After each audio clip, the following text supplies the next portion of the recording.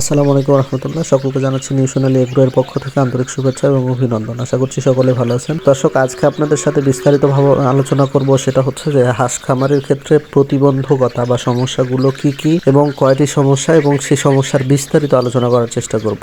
দর্শক, আজকে আপনাদেরকে জানাবো হাঁস খামারের ক্ষেত্রে তিনটি সমস্যার কথা।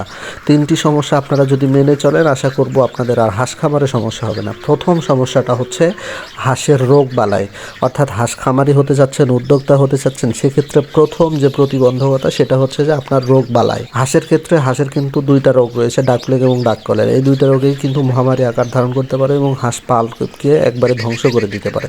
সুতরাং হাঁস খামারির ক্ষেত্রে এই রোগ সম্পর্কে বিস্তারিতভাবে জানতে হবে।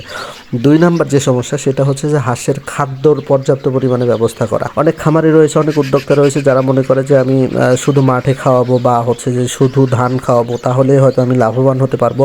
আপনাদের ধারণাটা সম্পূর্ণ ভুল। কেননা হাঁসের ক্ষেত্রে পর্যাপ্ত পরিমাণে আপনাকে আমিষের চাহিদা পূরণ করতে হবে। আপনি যদি মাঠে পর্যাপ্ত পরিমাণে খাবার না যোগান করতে পারেন, তাহলে কিন্তু আপনাকে পর্যাপ্ত পরিমাণে বাড়তি খাবারের ব্যবস্থা করতে হবে।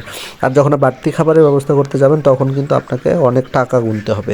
সেক্ষেত্রে সেটা কিন্তু অনেক সময় প্রতিবন্ধকতার কারণ হয়ে দাঁড়াতে পারে। 3 নাম্বার যে সমস্যা, মেইনটেনেন্স, অর্থাৎ হাঁসের সম্পর্কে পর্যাপ্ত পরিমাণে ধারণা না থাকা। অনেকেই আছে যারা বিদেশ থেকে আসে বা নতুন উদ্যোক্তা, হাঁস সম্পর্কে কিছু জানে না। ইউটিউবে থাম্বনেল দেখেছে যে 1 মাসে 3 লাখ 5 লাখ টাকা ইনকাম করেছে হাঁস পালন করে। সেটা দেখে হঠাৎ করে হাঁস খামারে চলে আসছে, এসে 10 লাখ টাকা ইনভেস্ট করছে, ইনভেস্ট করে সম্পূর্ণটাই লস হয়ে গেছে। এমনকি দেখা গেছে যে পথে বসে গেছে, এরকম নজিরও রয়েছে। সেক্ষেত্রে আপনাকে অবশ্যই মনে রাখতে হবে হাঁস পালন সম্পর্কে যথাযথ জ্ঞান অর্জন করতে হবে। আগে হাঁস সম্পর্কে বিস্তারিতভাবে আপনাকে জানতে হবে, তারপরে হাঁস খামারে আসতে হবে।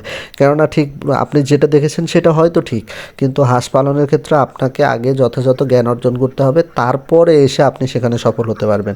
আশা করা যায় এই 3টা জিনিস আপনারা মেনে চলবেন, আপনারাও হাঁস খামারে সফল হতে পারবেন। ধন্যবাদ সকলকে। আসসালামু আলাইকুম।